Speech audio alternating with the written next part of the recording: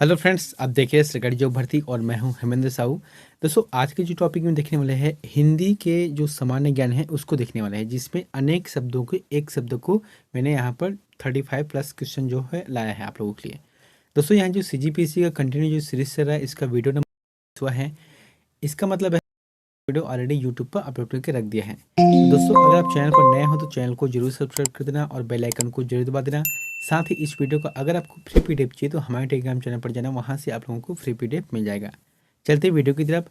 आप लोगों के लिए जो होमवर्क दिया था पिछले वीडियो में उसको देख लेते हैं कि राज्य कार्यपालिका का संवैधानिक प्रमुख होता है तो कौन होता है। इसका जो आंसर रहेगा वहाँ राज्यपाल होता है ना। राज्यपाल उस राज्य के कार्यपालिका का संवैधानिक प्रमुख होता है। आज का पहला प्रश्न देखते हैं, पर्वत की पास की भूमि को क्या कहते हैं। दोस्तों, आप लोगों से कहना चाहता हूँ, यह जो प्रश्न है 2008 से लेकर 2022 के मध्य, खासकर से जो हिंदी पढ़ाता हूँ वो 2008 से लेकर 2022 के मध्य जो सीजीपीएससी के अंतर्गत जितने भी अलग अलग वैकेंसी खुले थे और सीजी व्यापम के अंतर्गत जितने भी अलग अलग एग्जाम हुए हैं उन सभी क्वेश्चन को ला रहा हूँ जो सिर्फ हिंदी का है। ठीक है, तो इसलिए जो है वीडियो काफ़ी इंपॉर्टेंट है, आप जो है लास्ट तक बने रहना। प्रश्न क्या बोला गया है कि पर्वत के पास की भूमि को क्या कहते हैं। जैसे कि ये पर्वत हो गया, ठीक है। अब ये पर्वत के जो पास की जो भूमि है उसे क्या कहा जाता है। सही जवाब आ जाएगा उपत्याका। उपत्याका कहा जाता है उसको, उपत्याका। दूसरा प्रश्न है, जो दूर की सोच ना सके। जो दूर की सोच ना सके, इसका जो जवाब किया जाएगा सही आंसर अनाग्रह सोची। उसे कहा जाता है अनाग्रह सोची कहा जाता है, यानी कि जो दूर की सोच ना सके अनाग्रह सोची। तीसरा है, पहाड़ के ऊपर समभूमि के लिए एक शब्द क्या है। जैसे कि ये पहाड़ हो गया, अभी बताया था है ना। तो जो पहाड़ के रहता है तो यहाँ पर कुछ ना कुछ जो समतल मैदान जैसे रहता है या भूमि जैसे रहता है तो उस भूमि को क्या बोलते हैं, उस समभूमि को क्या बोलते हैं। सही जवाब क्या जाएगा अधित्यक्का। अधित्यक्का कहा जाता है इसको। दोस्तों, आप लोग जो है शब्दों को समझना है, ठीक है, और खास करके शब्दों को पकड़ना है। ये जो है हिंदी शब्द है और हिंदी शब्द का विशेष मतलब इसका महत्व रहते हैं। शब्दों का महत्व रहता है और मात्राओं का भी महत्व रहता है। अगला है, गुण दोषों की परख करने वाला के लिए एक शब्द है। तो गुण और दोषों को जो परख करते हैं उसके लिए कौन सा शब्द प्रयोग करते हैं। सही जवाब आ जाएगा समालोचक। उसे कहा जाता है समालोचक शब्द, उसके लिए प्रयोग करते हैं। पांचवा प्रश्न है, बिना पल के गिराए वाक्यांश के लिए एक शब्द है। यानी कि जो आंख का पलक रहता है, ठीक है, तो बिना पल के गिराए इस वाक्यांश के लिए एक शब्द है। कौन सा शब्द है। सही जवाब क्या जाएगा निर्मेश। अब इसको ऐसा मत पढ़ना निर्मेश, ये जो है गलत है। इसका जो सही आंसर क्या जाएगा निर्मेश है ना, निर्मेश सही जवाब रहेगा। अगला है, जो कम खर्च करता हो वाक्यांश के लिए सार्थक शब्द चुनिए। जो कम खर्च करता हो तो उस वाक्यांश के लिए सार्थक शब्द को चयन करना है आपको। सही जवाब क्या जाएगा मित व्ययी, यानी कि जो कम खर्चा करते हैं उसे क्या कहा जाता है, मित व्यय कहा जाता है इसको। अगला है, जो इंद्रियों की पहुंच से बाहर हो। जो इंद्रियों की पहुंच से बाहर हो उसे क्या कहा जाता है, इंद्रियातीत कहा जाता है। ठीक है, जैसे कि क्या बोला गया है, जैसे कि एक शब्द बोलते हैं जो इंद्रियों को जीत चुका हो उसे कहा जाता है इंद्रजीत कहा जाता है। लेकिन यहाँ पर क्या बोला गया है कि जो इंद्रियों के पहुंच से बाहर हो उसके लिए प्रयोग होता है इंद्रियातीत कहा जाता है इसको। चौथा आंसर सही रहेगा। आठवां है, जो किसी को दिखाई न दे उसे क्या कहते हैं। तो जो किसी को दिखाई न दे उसे कहा जाता है अदृश्य कहा जाता है। ठीक है, उसे अदृश्य कहा जाता है। अगला है, अपठित शब्द का अर्थ है। तो अपठित शब्द का अर्थ क्या है। सही जवाब आ जाएगा जो पढ़ा हुआ ना हो। जो पढ़ा हुआ ना हो यानी कि वह अपठित है। अगला है, अपने ही बल पर निर्भर रहने वाला वाक्यांश के लिए एक सही शब्द चुनिए। तो अपने ही बल पर जो है निर्भर रहना है, इसके लिए एक वाक्यांश है, उस शब्द को चुनना है। तो कौन सा आ जाएगा स्वावलंबी है ना। जो अपने बल पर ही निर्भर रहता है उसे कहा जाता है स्वावलंबी कहा जाता है। अगला है, जो मुकदमा दायर करता है के लिए एक शब्द है। तो जो जैसे कि कोर्ट में मुकदमा दायर करता है, ठीक है, तो उसके लिए क्या शब्द प्रयोग करते हैं। मुकदमा दायर करते हैं उसको वादी कहा जाता है, उसे वादी पक्ष या फिर वादी कहा जाता है। अगला है, जिसका निवारण नहीं किया जा सके के लिए एक शब्द है। तो जिसका निवारण नहीं किया जा सके के लिए एक शब्द है अनिवारणीय, अनिवारणीय आ जाएगा। आपको याद रखना है, अनिवार्य नहीं आएगा। इसका आंसर रहेगा अनिवारणीय रहेगा, यानी कि जिसका निवारण नहीं किया जा सके। अगला है वह मानसिक स्थिति जब किसी अमंगल की घटना होने की बात मन में आए। ठीक है, तो कभी कभी क्या होता है कि मन में किसी मतलब अमंगल होने की जो है मन में चलते रहते विचार है ना, तो उस चीज को क्या कहा जाता है? आशंका कहते हैं, उसे आशंका कहते हैं। अगला है जो सव्य हाथ से सधा हुआ है के लिए एक शब्द है। तो सव्य मतलब होता है बायां, है ना। हिंदी शब्दों में कहा गया है जो सब, जैसे कि सव्य है, सव्य मतलब बायां। तो जो बायां हाथ से सधा हुआ हो उसे क्या कहा जाता है? उसके लिए एक शब्द क्या है? सव्य साची। उसके लिए कहा जाता है सव्य साची कहा जाता है उसको।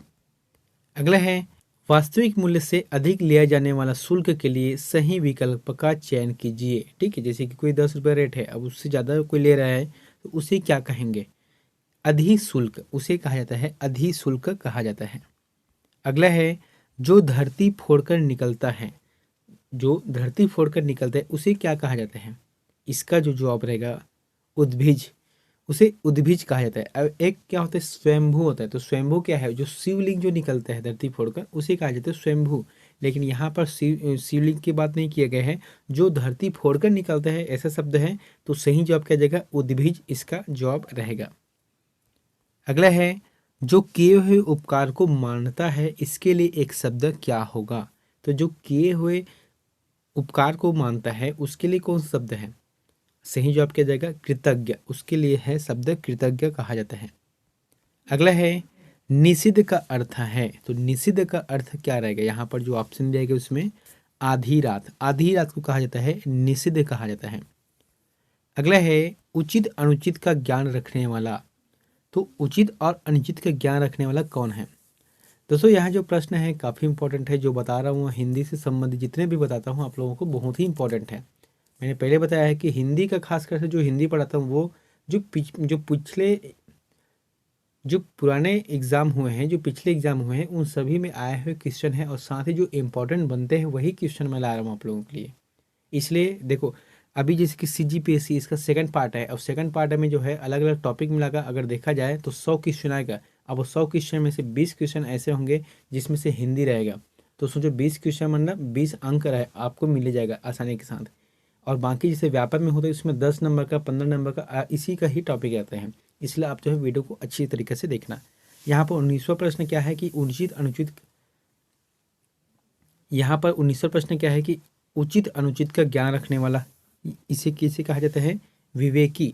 देखो एक तो क्या होते हैं उचित और अनुचित, तो दोनों का जो ज्ञान रखता है जो वही है, वही क्या करता है? ज्ञान दे सकता है।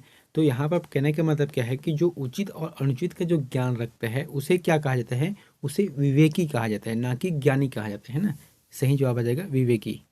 जिसकी समस्त कामनाएं पूर्ण हो, तो जिसकी समस्त कामनाएं पूर्ण हो गया हो, अब उसे किसी भी प्रकार की कामना ना हो उसमें, तो उसे क्या कहा जाता है?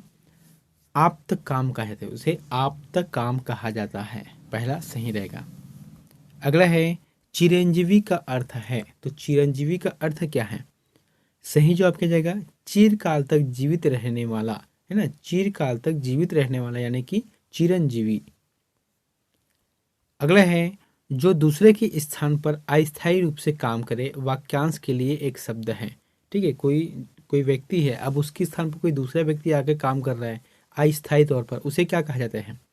उसे कहा जाता है स्थानापन्न, उसे स्थानापन्न कहा जाता है, स्थानापन्न। अगला है सबसे पहले गिना जाने वाला, तो सबसे पहले गिना जाने वाला क्या है? जैसे कि जो पहले गिना जाता है उसे क्या कहा जाता है? अग्रगण्य, अग्रगण्य कहा जाता है। दोस्तों इसीलिए पहले बताया था कि ये जो हिंदी का शब्द है वह अलग ही चलता है। अब जैसे कि सामान्य अर्थों में हम लोग क्या करेंगे, जो सबसे पहले गिना जाता है उसे फर्स्ट कहते हैं, प्रथम कहते हैं, है ना। छत्तीसगढ़ी में अगर बोला जाए तो अल्ली दुल्ली तिल्ली वाला जो रहता है ना, अल्ली भी बोल सकते हैं। लेकिन यहाँ पर जो हिंदी शब्द है इसमें अग्रगण्य शब्द आ जाएगा जिससे पहले जाने वाला हो। उसके बाद है आत्मश्लाघा शब्द का क्या अर्थ है? तो आत्मश्लाघा का क्या अर्थ है? सही जवाब क्या जाएगा? अपनी प्रशंसा करना, यानी कि अपने मुंह से अपनी प्रशंसा करना, ये जो है आत्मश्लाघा का अर्थ होगा। अगला है सर्वाधिक अधिकार प्राप्त शासन वाक्यांश के लिए सही शब्द का चयन कीजिए। तो सर्वाधिक अधिकार प्राप्त शासन के लिए वाक्यांश का चयन करना है। इसका जो जवाब क्या रहेगा? तीसरा रहेगा अधिनायक, उसे अधिनायक कहा जाता है। अगला है आधा खिला फूल के लिए एक शब्द है। तो आधा खिला एक फूल के लिए कौन शब्द है? जैसे कोई फूल रहता है, अब वह फूल जो है फूलने वाला ही रहता है, उसे क्या कहा जाता है? उसे कहा जाता है मुकुल। मुकुल शब्द से इसको बोलते हैं, यानी कि मुकुल शब्द इसको कहते हैं। अगला है ऐसा कवि जो विषयानुसार तत्काल रचना कर दे, है ना, उसे क्या कहा जाता है? जैसे कि कोई कवि है, लेकिन ऐसा कवि है जो किसी भी मुद्दे पर तुरंत के तुरंत उसमें कविता बना दे या उसके बारे में कुछ कहे, उसे कहा जाता है आंसू कवि कहा जाता है। उसे आंसू कवि कहा जाता है। उसके बाद है जंगल की आग के लिए एक शब्द। तो जंगल के लिए जो आग लगता है, जैसे जंगल में कोई आग लग गया, उसे क्या कहा जाता है? उसे शब्द कौन से प्रयोग करते हैं? इसका जो आंसर रहेगा दावानल। इसका जो आंसर रहेगा दावानल कहा जाता है। अगला है इनमें से किसका संबंध शारीरिक क्रिया से है? दोस्तों यहाँ पर ये बताना है कि शारीरिक क्रिया से कौन सा संबंध रखता है, जो भी क्रिया है, जैसे कि जठरनाल है, दवनाल है, बड़वानाल है या पंचानाल है। सही जवाब क्या जाएगा? जठरानल, है ना, जठरानल कहा जाता है। अब जैसे कि आप लोगों ने सुना भी होगा, जैसे हम लोग खाना खाते हैं तो सबसे पहले कहाँ जाता है? पेट में जाता है। तो ये जो पेट जो है शब्द है, जैसे कि इंग्लिश नाम इसका क्या हो गया? स्टोमच हो गया, ठीक है।